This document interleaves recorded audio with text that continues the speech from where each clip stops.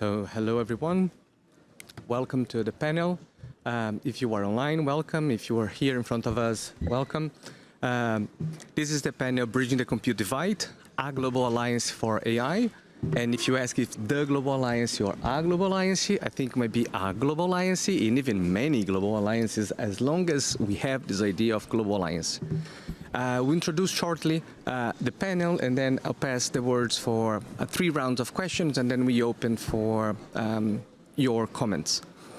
So let me explain why we believe we need a global alliance for AI.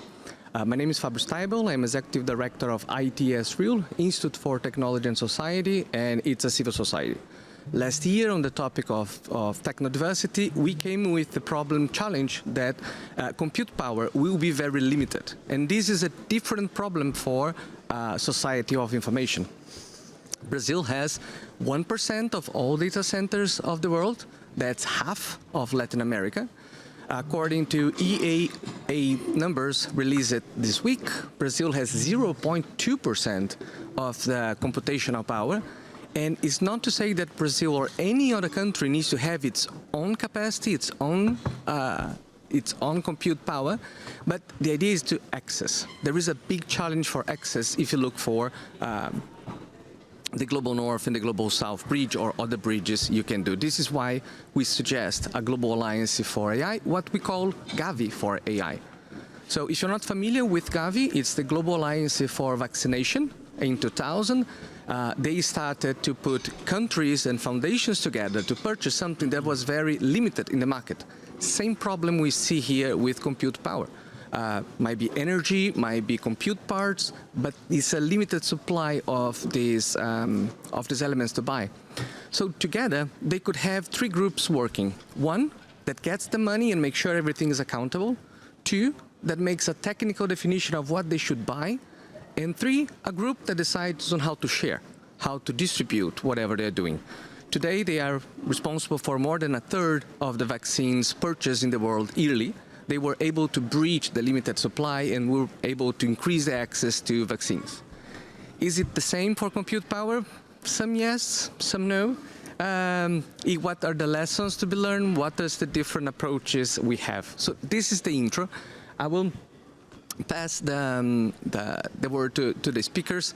We have very different stakeholders here, which is the best approach to see the problem from different ways. So, Jason, let's start with you. Jason Slata is the Chief AI Digital and Innovation Officer at UNIDO. If you're not familiar with UNIDO, it's about industrial development, very important for the topic. Jason. Yeah, thank you very much for having me here today. Just very briefly, yes, my name is Jason Slater. I'm the Chief AI Innovation and Digital Officer for the United Nations Industrial Development Organization. We're an organization that's been around nearly 60 years now. We're a specialized UN agency with a very specific focus on how can we ensure a sustainable industrial development, also economic development for that matter. We have 3 very clear priorities right now that we are focusing on in the areas of sustainable supply chains, a world without hunger, and how can we support climate mitigation. And basically my job is to make sure that through AI innovation and digital, how can we support all of those as a cross-cutting initiative. Thank you. Yeah. Thank you very much, Jason. We go now online. We go for Helena Estavillo Flores. She founded and leads the Centro I para la Sociedad del Futuro, a think tank that works to build the digital future in an ethical, responsible, and inclusive way. Helena, can you hear us? Yes, I hear you very well. Hello. So, please introduce yourself very briefly, and then later we go for the 2 questions.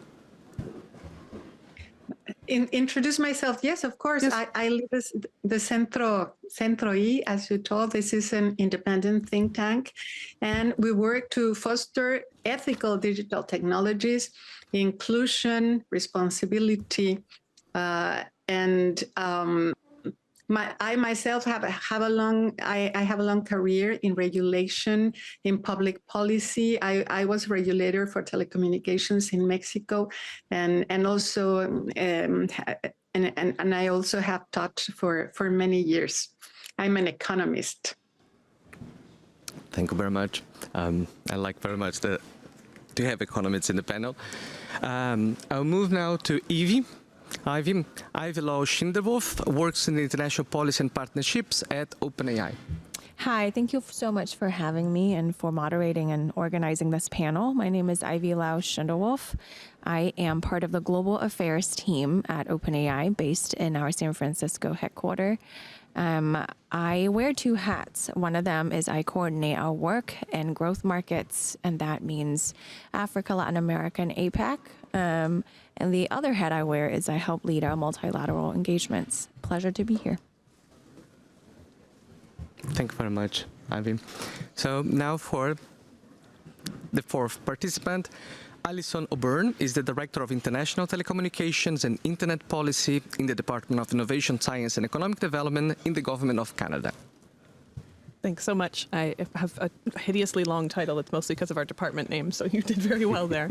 Hi, folks. Alison O'Byrne. As mentioned, I'm the Director for International Telecoms and Internet Policy for our little team within our what is equivalent to the Industry Department in the Government of Canada.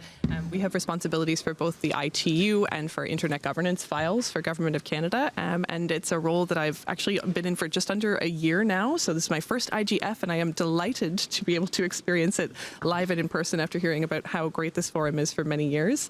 I had previously spent about 5 years in our same industry department working on AI policy, so this is an issue that's near and dear to my heart for sure. Thank you. And you know, Canada was one of the first countries to jump in the AI regulation arena. Okay. So let's move to our first question. What are the key geopolitical and technical barriers preventing equitable access to computational power for AI development? And how can international cooperation in particular help to address them? So what are the barriers we have to achieve access? Jason, would you like to start? Yeah, thank you very much. Yeah.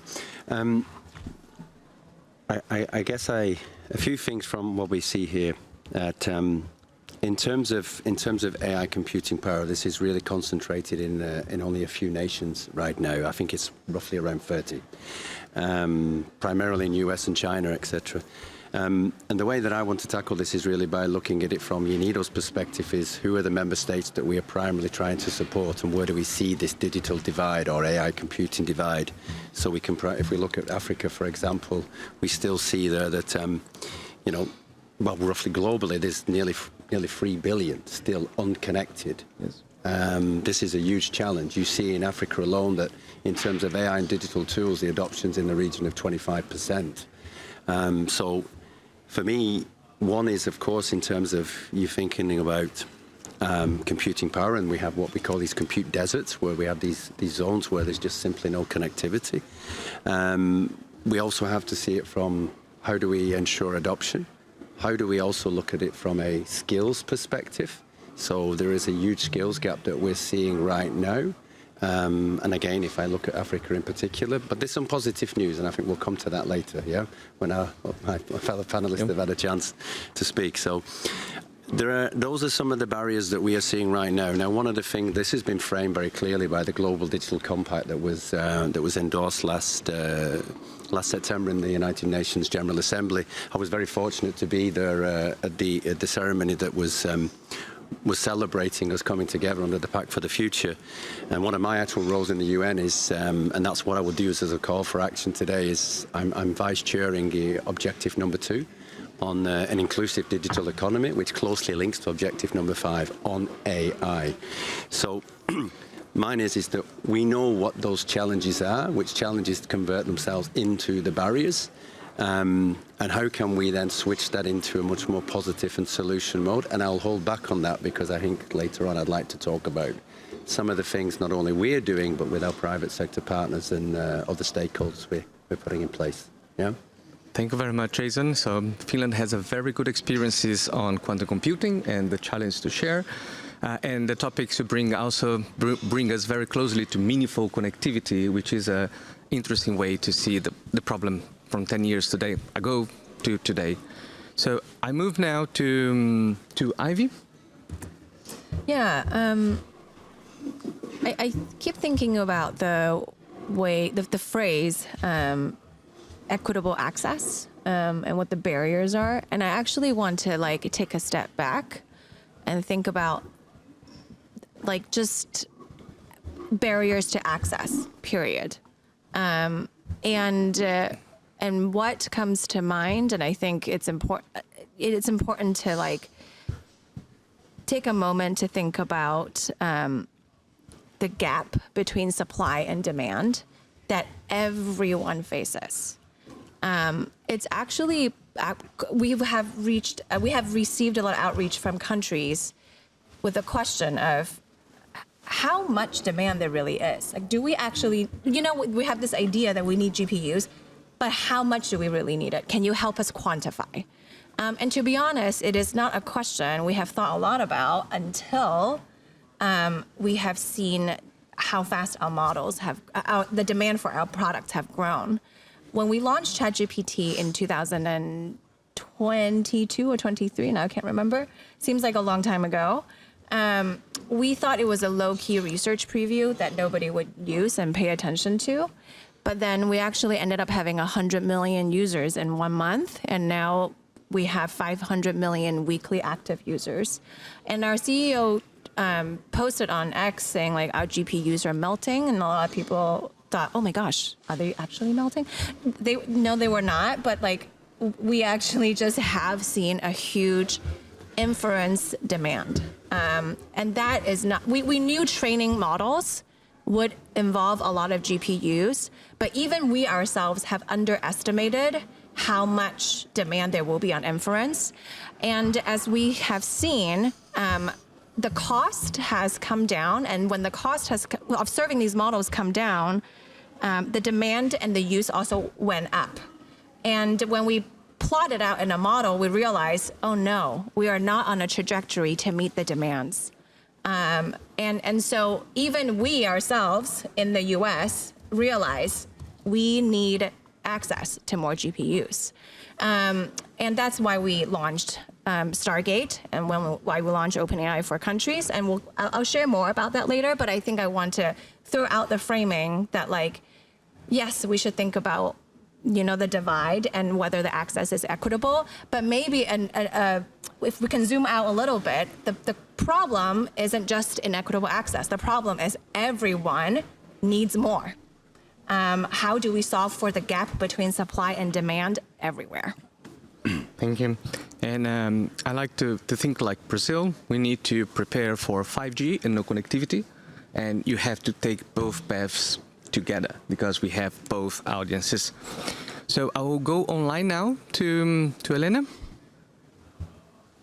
Oh, yes, thank you. I was also reflecting on the question because when we ask if we have enough access, maybe we're thinking that there is computational power, and the problem is how to access it, or how to access it equitably. But in this aspect, we have the problem of not enough computational power.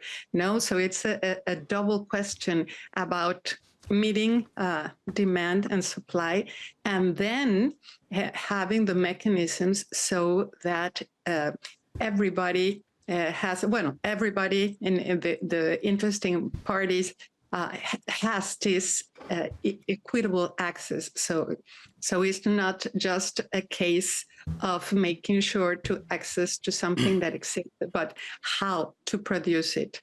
And then we have many barriers that keep just reinforcing themselves. And I'm thinking mostly of Latin America, the case that I know better, because we don't have enough access to basic infrastructure, to services, to capacity in those services now for final users. But then this comes over all of this, the companies, the scientists, the academia, the startups that could produce more services, more AI.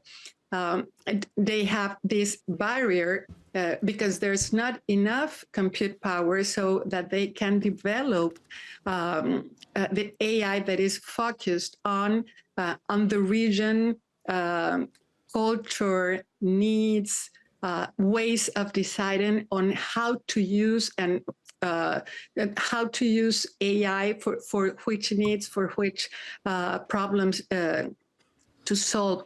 So this is just something, it's like a circle that keeps reinforcing itself.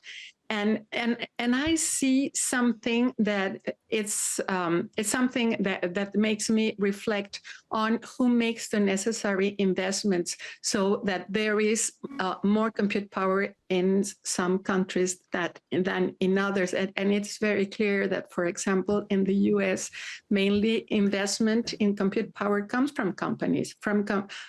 This is private investment that is oriented to the market, and we don't see the same dynamics in many of our countries in Latin America, and we expect much of the investment coming from governments, but governments have not enough resources for these huge investments that we would need, and so that's where this idea of collaborating for producing this infrastructure, this computing infrastructure, regionally, well, this is very attractive because individually governments don't have these resources, but also it comes to questioning us if this will be enough.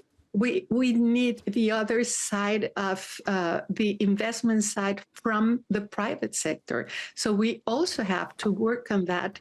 And also we can think of collaborative efforts, but bringing together the private sector so that we can gather these sufficient resources. Coming from only the governments, I don't think that those will be sufficient. Elena, thanks very much for a contribution.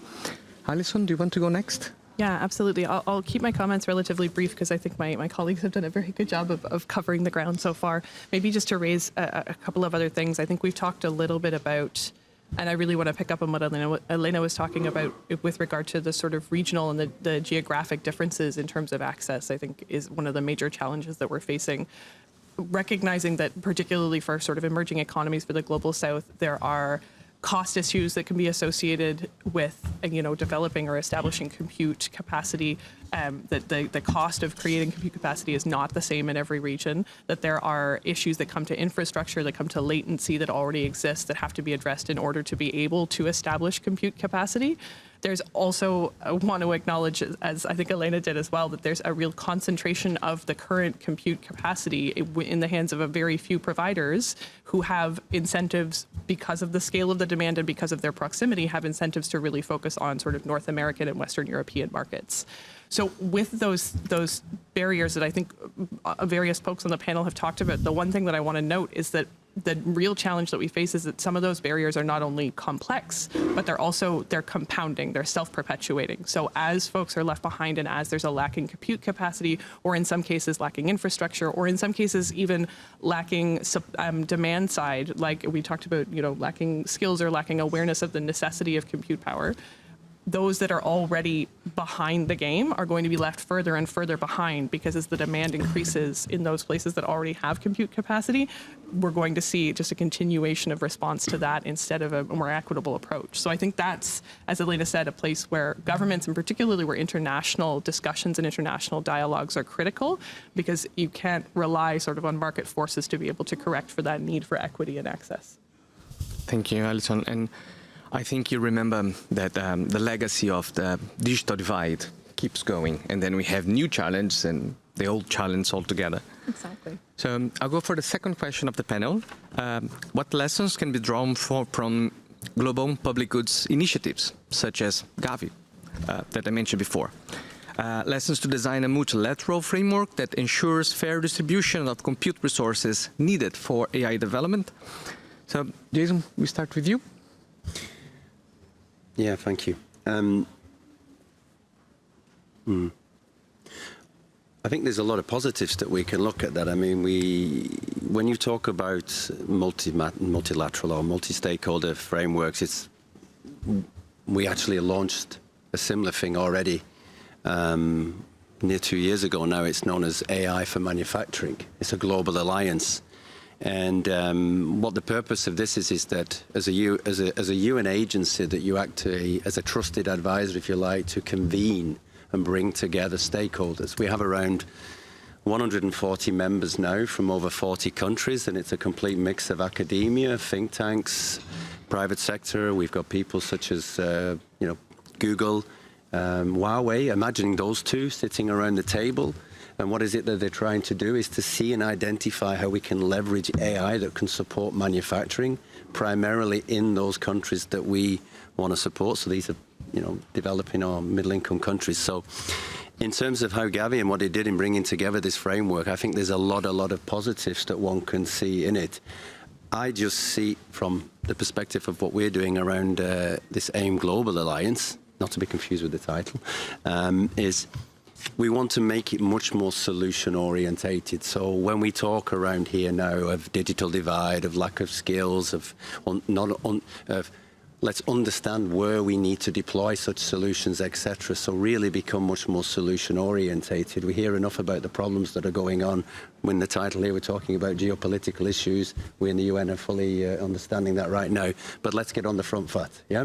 Because we do know that there are gaps. We know, for example, when we talk about computing power, we know where there are challenges right now when it comes to growing a tomato and getting a tomato in Kenya to the market, and how 20% of that is lost. And here is perfect use case for how AI can help it. So for me, bringing all those stakeholders together, from the people who need, all the way those who provide, and frankly from the UN to have this convening role that actually is a trusted advisor, is a phenomenal thing that we can learn based on the experiences of what happened with Gavi and that scheme before.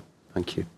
Thank you, Jason. And I love that you bring the tomato from Kenya, because it moves away from the prompting user normal that resembles rural areas, manufacturing, intermediaries, sustainability, and others. I'm going to talk about coffee as well in a few minutes as well. Okay, wait for it. So, Elena, do you want to go next? Yes, of course. About lessons, I think that we have many lessons. One of how that an inclusive governance model works very well in the sense that decisions were not solely shaped by a small group of nations, of wealthier nations, or a small group of corporate interests, but that there were many multi-stakeholders just looking at a meaningful participation for these different actors. And civil society also played a very critical role in bringing transparency, in monitoring, and keeping this equity in central to this monitoring, and making sure that decision making was very aware of the need to ensure that distribution was fair. So we can learn from that in that if we get to build this collaboration, that compute distribution will be not only looking at technical efficiency, but also on socially fairness to distribute it and to give access to this computing power. Also of being very aware of the importance of having corrective mechanisms to address historic inequality. So in these mechanisms that have to be designed, that we bring the factors of correcting, and to bringing local institutions and research ecosystems to engage continually with these systems, so that it's not only of bringing technology or shipping in equipment to build the centers, but to really understand how compute is used for which needs, and that local institutions and organizations are deciding on this. Thank you, Elena. And thank you for bringing the researchers and universities again to the topic. And I like the position you made from a technical solution to a fairness solution. It's very difficult to define what fairness is, but it's certainly something we have to pursue and define. So I like it very much. Ivy, do you want to go next? Sure. Yeah, it's kind of hard to go after, Elena, and that was a very, very good point and compelling. OpenAI is just one company in this big world and this ecosystem. But I think we will share what we see from our own vantage point and experience. I think what I couldn't agree with more from both the Gavi example and what my co-panelists have shared is the importance of working across sectors. And what I mean by that is we as a single company, for example, have learned from our Stargate experience that definitely could not be accomplished by one party alone. And let me just maybe take a moment to explain what Stargate is and who is involved in it and why that is that convinced me that this has to be a multi-stakeholder solution. So Stargate is a $500 billion infrastructure project, essentially, over the next 4 years. And we have started building data centers in Abilene, Texas. And this is who and how it all came together. Like Gavi, there is one group of partners that are technology and operations focused. So that includes OpenAI, Microsoft, NVIDIA, Oracle, ARM. And then we need another group of partners that can be finance focused. And for us, in this case, for Stargate, is SoftBank. They take up the financing responsibility. And the third group, very much like Gavi, how the responsibilities are distributed and structured, is the political side. This is something we are working with state governments on. And it extends to what we do internationally. And this is what we have talked to the US government about. And I think another possibility I want to posit here is we have heard from a lot of countries that like what they really, really want, or they're not mutually exclusive. I think they want to make sure there is access to the benefits that compute and compute-enabled models bring. And so in addition to thinking about infrastructure, we are also therefore very focused on how we can make access to the solutions that compute enable available. And that's why when we launched OpenAI for countries, it is not copy-paste Stargate everywhere. It actually is much more expansive than that. We think about how we work with different education partners, universities, schools, how we increase AI literacy. So we're not just investing on the stuff, the hardware, right? We're investing in people as well.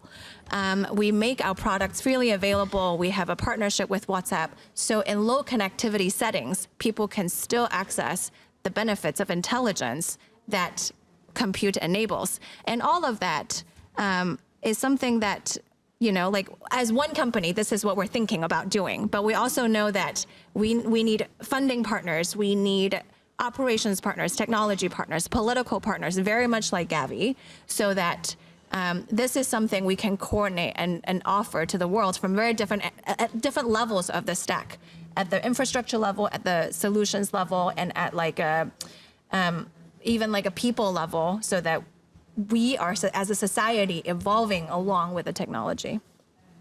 Thank you. And that reminds me that bridging the compute power might or might not involve localities. So we can process data remotely. We have done. Brazil has a partnership with Spain for supercomputers. Finland has one. Estonia, I reckon, has one as well. So we can solve problems where the energy is a possibility, where water is a possibility, but also where the supply and demand, it's another part of the scale and can be achieved. Thank you. So I move now to the third question of the panel. So how can Global South nations shape AI governance and infrastructure policies to reduce dependence of foreign compute providers and build sustainable local AI capacity?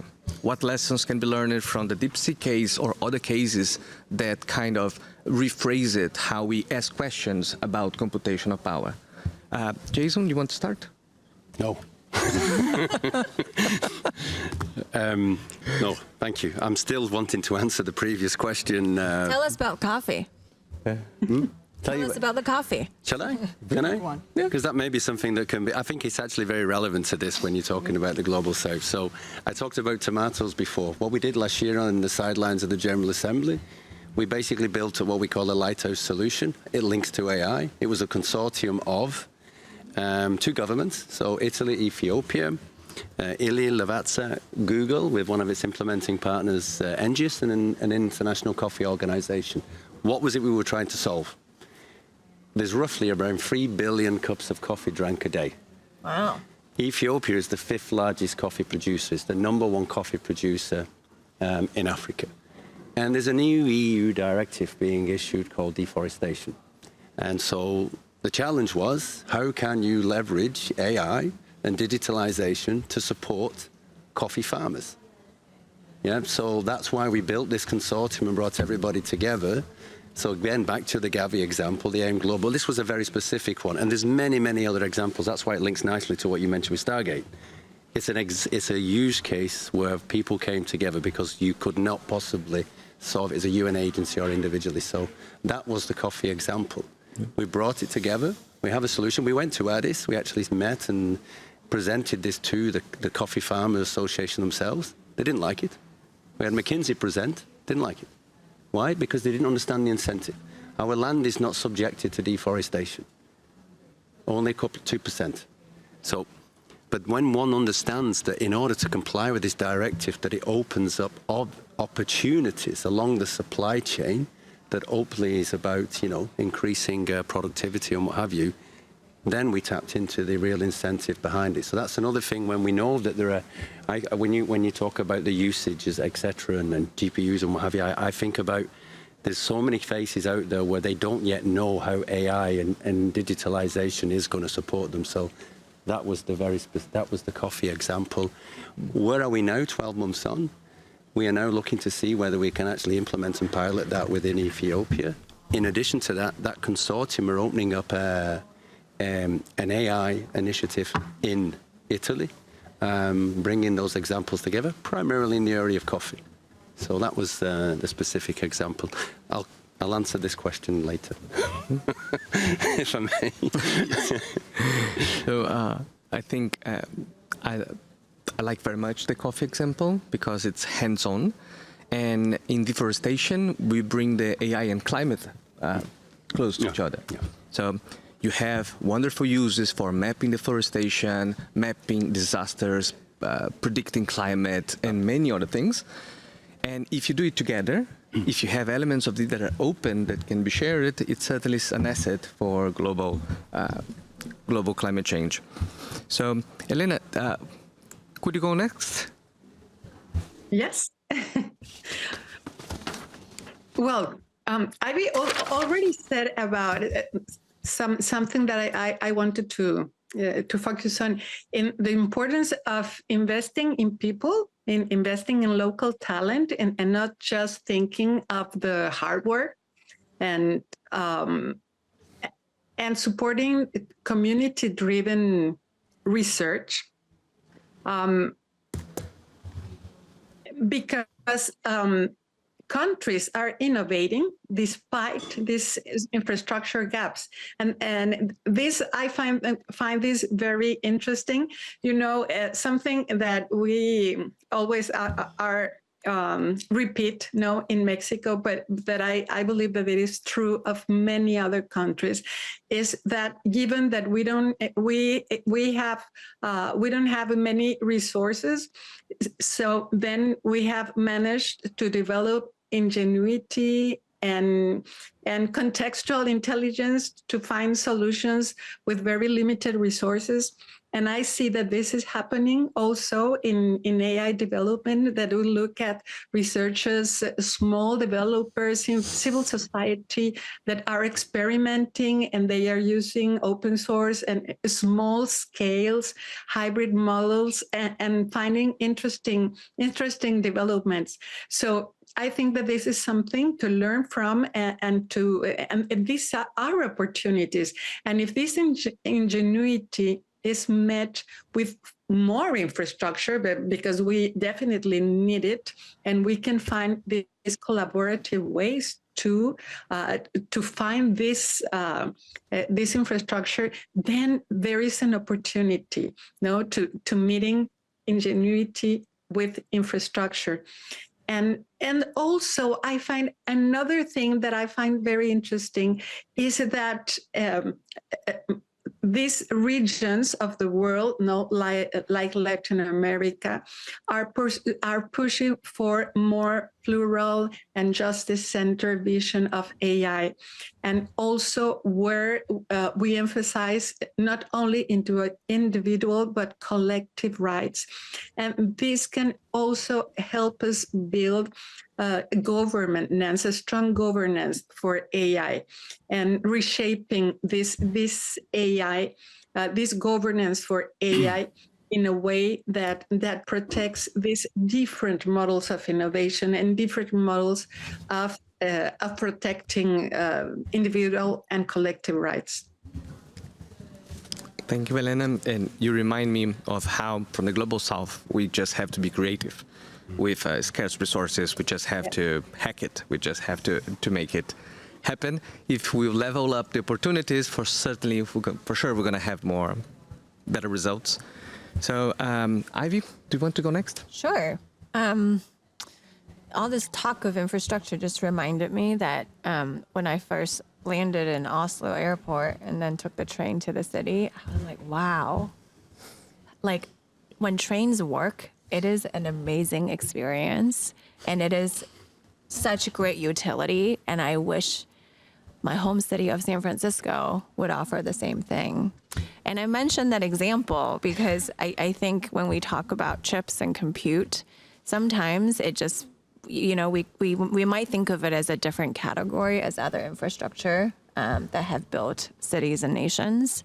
And when you ask the question, Fabro, about what to do about that lack of access, I think it's kind of how we think about what everyone can do about the gap in supply and demand. How can we solve for the problem of access to the infrastructure and the problem of access to the benefits of infrastructure? If we can't access to the infrastructure to the same degree, is there a creative way to access the benefits? And I want to maybe offer two more things in addition to talking about data centers. One is, I think it's important to incentivize and cultivate a vibrant local startup ecosystem. If you have chips and you have maybe some people who know how to use a tool, but there aren't entrepreneurs, and if you don't incentivize and really cultivate that growth, then I feel like we're not really facilitating access. We're not facilitating innovation. We're not facilitating access to the benefits of the technology.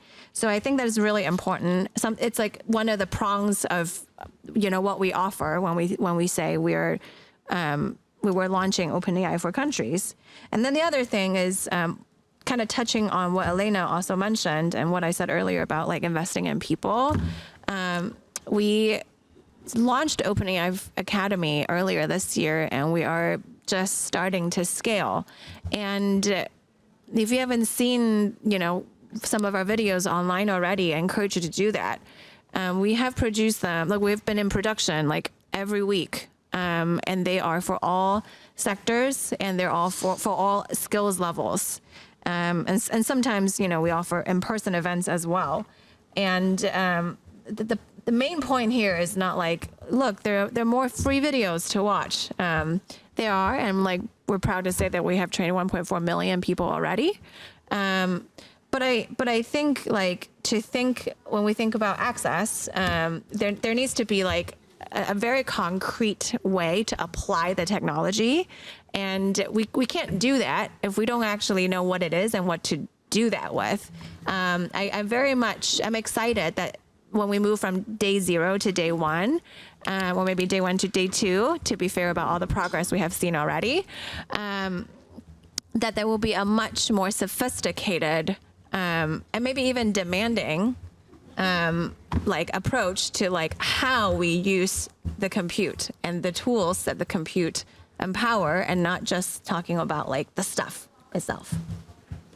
Thanks, Ivy. You reminded me that prompting brings humans able to easily talk to computers. So when you have descriptive AI, you usually need a team of technicians to code something so you use the result. When we have generative AI, we regain this capacity to being a normal user, to make use of technology, which brings the issue of supply and demand to a great stress, because now we have way more need for technologies and uses. So, Alison? Yeah, sure, thanks. I think the question really is about how we include Global South voices in conversations around AI. And I will continue to make it a policy not to tell the Global South how to do policy.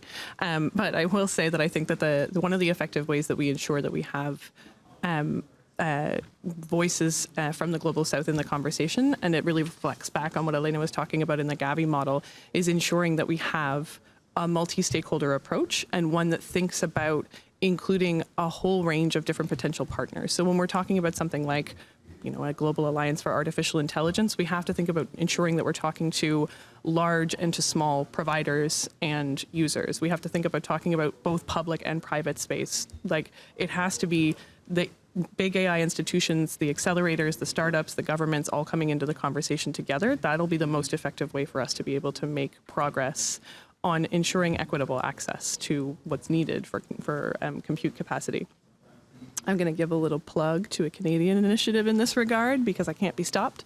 But we have from our International Development Research Centre in Canada, IDRC, are working with the UK's Foreign and Commonwealth Development Office that have committed sort of $10 million to the development of an equal compute network that strives to do exactly this. So strives to bring together a number of different partners and a number of different types of partners to think about equitable access to compute capacity. And one of the things that the network really hopes to achieve is by bringing together a number of different sort of partners from the Global South together, it allows to the possibility to kind of create a critical mass in order to obtain sort of better rates and better processes as they're looking to establish compute capacity. When you have a number of different countries or a number of different institutions who are speaking together, they have greater power together than they can each individually have on their own. And that's sort of the value of both the international or the global alliance model and also of the multi-stakeholder model. So it's a nice little Canadian piece we've got. Yeah, I like the Canadian piece. We have time for one last question. And one thing I like about Gavi is that they have a political group on how to share the assets. So imagine you buy 100 units of something, and they will have to chip in, contribute, find consensus on how to share. So in the case of Gavi, part of it will go for countries that can pay for vaccines. So the model is sustainable. Part of the vaccines will go to countries that cannot pay for vaccines, so there's access. Part goes to countries that are doing an effort to be more sustainable or to produce vaccines, and so on. And all of these are political questions that address the issue on how to share. So if you can purchase, you can buy, finance. If you know what we are buying, if it is a commodity that we can have it, there's a political group that will decide on how to share it, and multi-stakeholder seems like a good approach to do that. So I'll go for the last question. So you can advance in one of the points that you made. Jason, for example, said a call to action in the first question if you want to bring back. If you want to bring from tomatoes to coffee to something else, feel free. And if in case you have questions, I have further questions for you. So Jason, what would you like to expand? No, thank you. Well, linking it to what you just mentioned there, Gavi, we have, as I see, a global digital compact in place, a pact for the future. We have a very clear way forward with those objectives. So that's my first. That is a multi-stakeholder approach. That was governments, that was tech, that was academia. We all came together. We're nearly 12 months in, and there's momentum. We, under the objective number 2, regarding digital economy, which links to objective 5 AI, have a very clear call for solutions, a call for action. In that, it links to what I mentioned before. We already have an alliance, a global alliance on AI for manufacturing, which has actually 3 pillars to it, which is one around smart manufacturing, which is not so much about tomatoes and coffee, but it's when it starts to get a bit harder, you know, on the shop floor, and how can you infuse AI in the production process. Then we have our AI Lighthouse solutions that I just mentioned. The example I gave was the one around coffee. We're also building up around other products. I'm hoping we collaborate with OpenAI, by the way. And the third component, and that, as I mentioned, is around digital economy that links it directly back. So our mandate in UNIDO is to make sure that we implement what is being committed under the GDC. And last but not least, there's a point that Elena mentioned before that I also didn't, that I mentioned, and you also mentioned in terms of regulation around 4G, 5G, etc. coming in, is this open innovation. We also have this program that supports that again it's not a UNIDO program, it's an open one that we convene. We bring together, it's multi-stakeholder around innovation. How can you help those great ideas, those startups, those innovators, and bring corporates together as well? And importantly, investment. There is a clear funding requirement here. We come and go, projects end, but then so what? So that's basically what I just wanted to mention, is in terms of this multi-stakeholder around the GDC, the AIM Global and those components. I also think, as you mentioned there about this model for Gavi, we are also trying to make sure there is a sustainable model in place that ensures that these great ideas that's going to come becomes something that's investable and sustainable, so that it then can be ultimately replicated, not just in Ethiopia on coffee, but we can take it to Latin America. You know, tomatoes are grown in most places. How can we come to COP and ensure that we bring a solution in place that helps mitigate climate change? So that would be my call for action. Please, please join us, and we will do our utmost to promote the solutions that people are working on. Thank you. Thank you, Jason. And I was in Bonn last week for the SB 62, and the issue of how to use technology to advance climate agenda and how to make technology greener is top of mind. Maybe will be a big theme for COP30 this year. So, Elena, moving to you, I think we share the challenges of talking from the civil society point of view. And it's always an interesting point of view because we're not government, we're not companies, we're kind of bringing issues to the debate. So, what topic would you like to advance? What topic? Well, governance, we have been talking about governance, and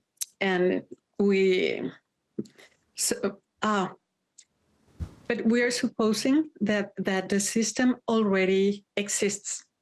And we also need to create and to maintain the necessary incentives to create the model and then to sustain it.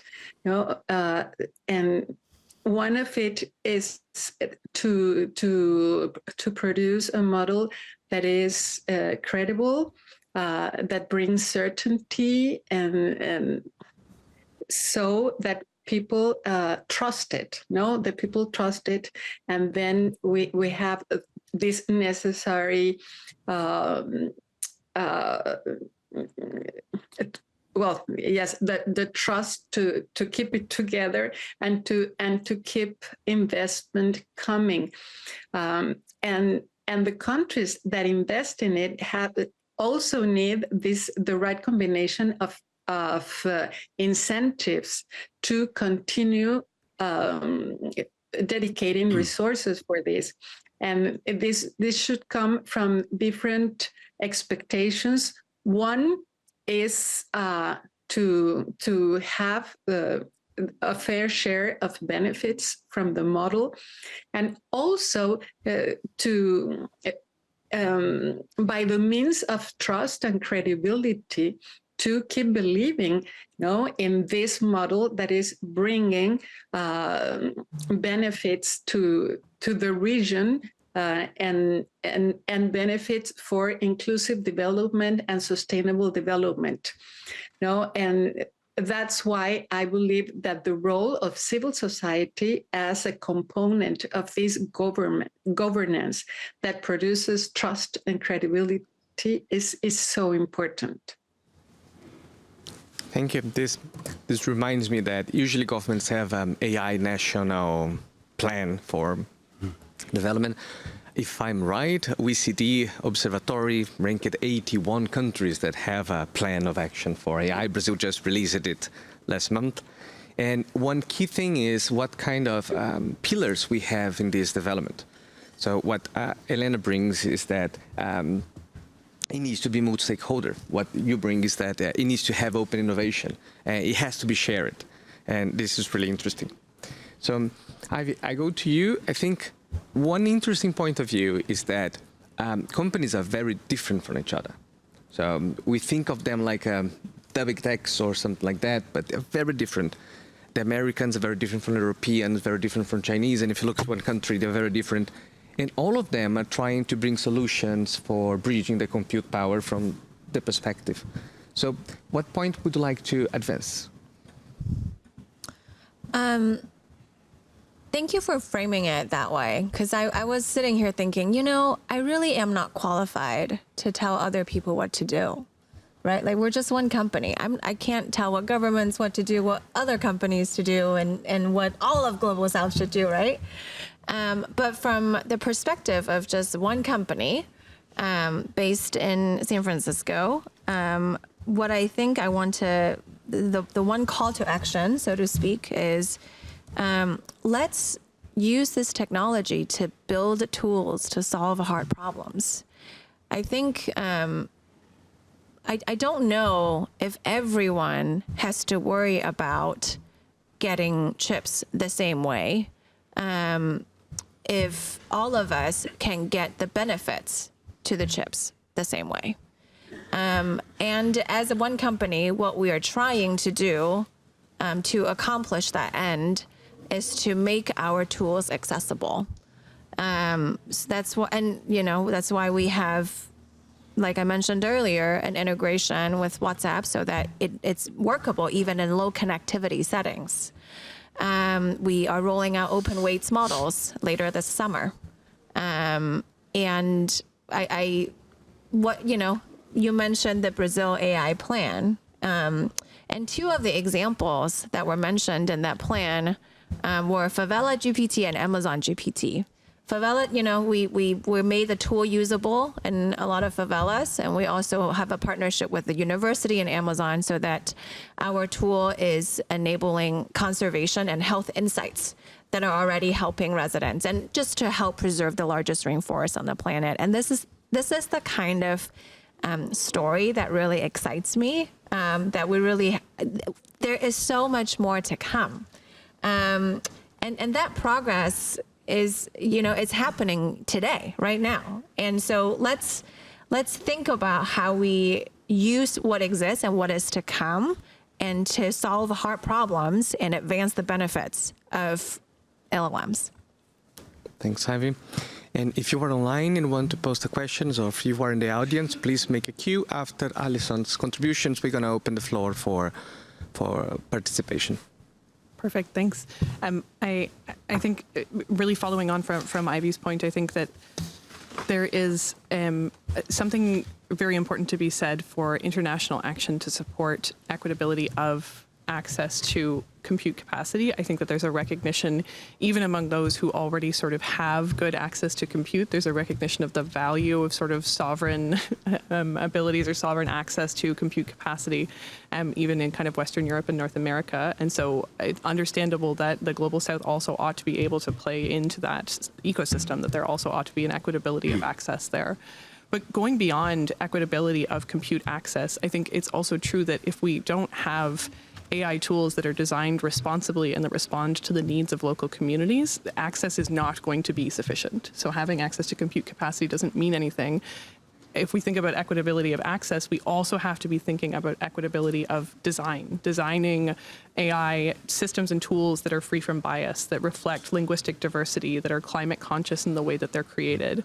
And then equitability of use as well, designing AI tools that protect the individuals that are really looking to seek the benefits of the use of artificial intelligence, that protect workers, that support development purposes, and that have benefits beyond kind of a small group that would already have access to kind of privileges in that regard. So I think really, as we think about equitability of access, it has to be part of a broader conversation about equitability in the design and the use of AI systems as well. Thank you, Alison. Let me check if there is anyone online or in the audience that want to make a comment. No? I'll check here. So we go for a last question. And I think that I like the climate agenda and the relationship with it. And what you bring, Alison, is that compute power is the start of it, and the governments will have a huge role on how to control it or make it safer, make it more secure, and they have to relate. And there's a huge challenge now for climate, which was a problem already, now is a bigger problem. So as concluding remarks, Jason, what would you like to highlight or call to action?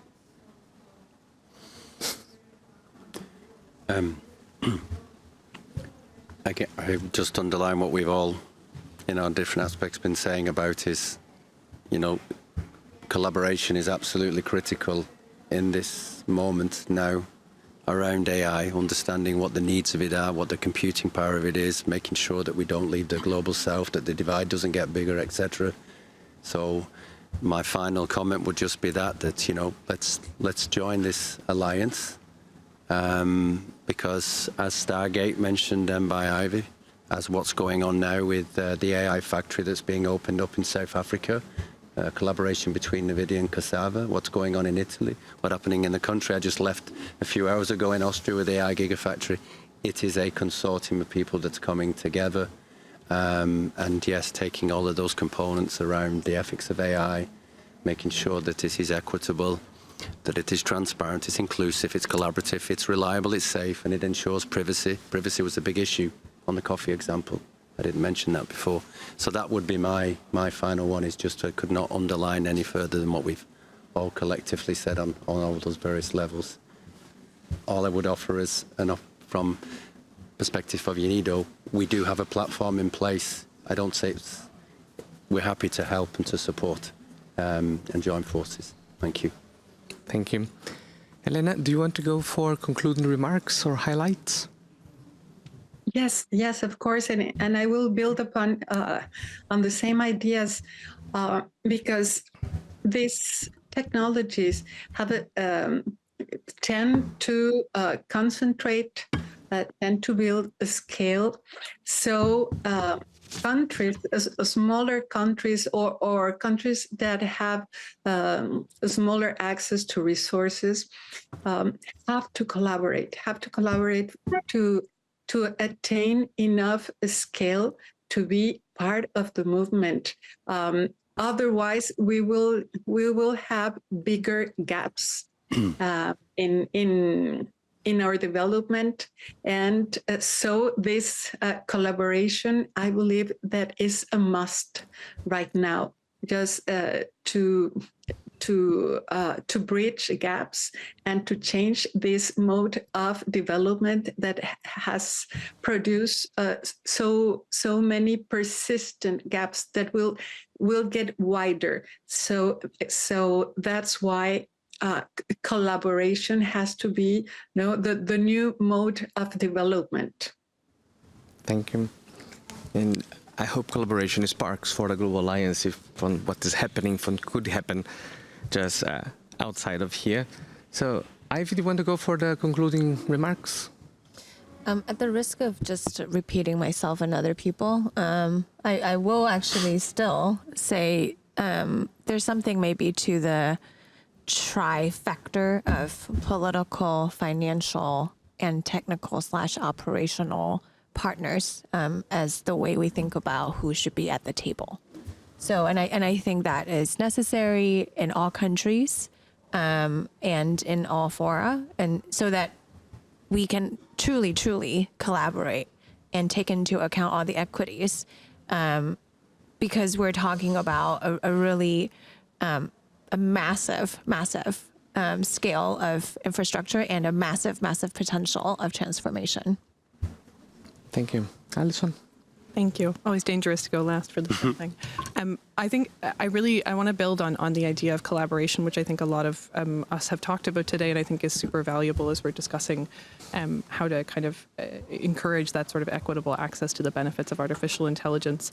And one thing that I want to build on that concept of collaboration, at the risk of being controversial, is the need for collaboration to be in a spirit of openness and in a spirit of listening. And it doesn't matter what kind of equitability challenge we're talking about, whether it's the sort of global South's compute access, whether we're talking about linguistic diversity in the internet or in AI, whether we're talking about in Canada, Indigenous connectivity and Indigenous data sovereignty.